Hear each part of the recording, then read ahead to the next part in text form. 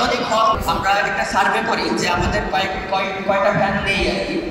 অধিকাংশ রুমে ফ্যান আছে, তারপরেও আমাদের কিছু ফ্যানের ঘাটতি আছে, বিশেষ করে যারা প্রথম বর্ষের শিক্ষার্থী তারা অনেকে এখনো ফ্যান কিনতে পারে না, অনেকে সামর্থ্য নেই।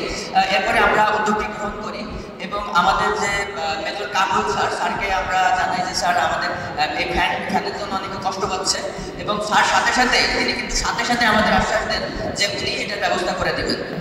এজন্য তাকে আমি বিশেষভাবে ধন্যবাদ জানাই। এবং স্যারের বাবা আমাদের হলের স্টুডেন্ট ছিলেন 1939-40 সেশনের। আমরা সবাই তার জন্য দোয়া করছি, আল্লাহ যেন তাকে ভালো রাখেন। এবং আমাদের যে আমাদের স্যারের আজকে উপস্থিত হয়েছেন তারা আমাদের আশ্বাস দিয়েছেন সামনে আরো অনেক কিছু আমাদের হলের জন্য করবে ইনশাআল্লাহ। এই সবই কিন্তু আমরা হল সংসদে নির্বাচিত হওয়ার পর থেকে আমরা বেশ কিছু ইনিশিয়েটিভ হাতে নিয়েছি। প্রথমে আমরা ক্যান্টিন যে সংস্কার ওটা প্রজেক্টটা হাতে নিয়ে, এবং আপনারা জানেন যে ক্যান্টিনের সংস্কারের কাজ চলতেছে এবং খুব শীঘ্রই আপনারা একটি সুন্দর ক্যান্টিন পেতে যাচ্ছেন, যেটা সংস্কার করার পর এর লুকই চেঞ্জ হয়ে যাবে। এরপর আমাদের ক্যান্টিনের যে ফার্নিচারগুলো ছিল এই ফার্নিচারগুলো আমরা রিপ্লেস করে দেবো ইনশাআল্লাহ। এবং আপনারা দেখেছেন যে ফার্স্ট এইড ক্যাম্প নামে একটা ফার্স্ট এইড ট্রেনিং হয়েছে আপনাদের জন্য, যেটা আপনারা অনেকে অংশগ্রহণ করে অনেক কিছু শিখতে পেরেছেন।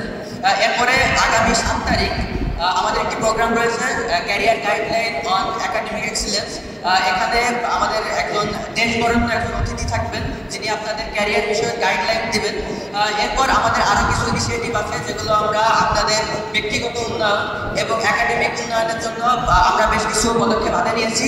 আমরা চাই যে আপনারা স্বপ্ন দেখার সাহস করুন, কারণ বিগত ফ্যাসিবাদ আমলে আমরা দেখেছি আমরা কোনো স্বপ্ন দেখার সাহস পাই নাই, আমাদের বিভিন্ন শৃঙ্খলা আটকে রেখেছে এই ফ্যাসিবাদী শক্তি।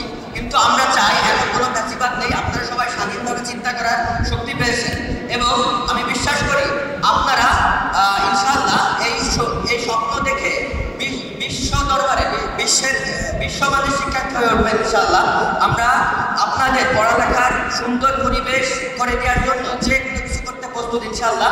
এবং আমরা পরিকল্পনা নিয়েছি আমাদের বাকি যে সময়টা আছে সংসদের মেয়াদকাল, এই সময়ের মধ্যেই এসএফ হলকে একটি যুগ উপযোগী এবং পরিবেশ বান্ধব শিক্ষার্থী বান্ধব হলে রূপান্তর করা। এসএফ হল হবে একটি আধুনিক মডেল হল, যেটা দেখে অন্য বিশ্ববিদ্যালয় অন্য হলগুলো আমাদের অনুকরণ করবে ইনশাআল্লাহ।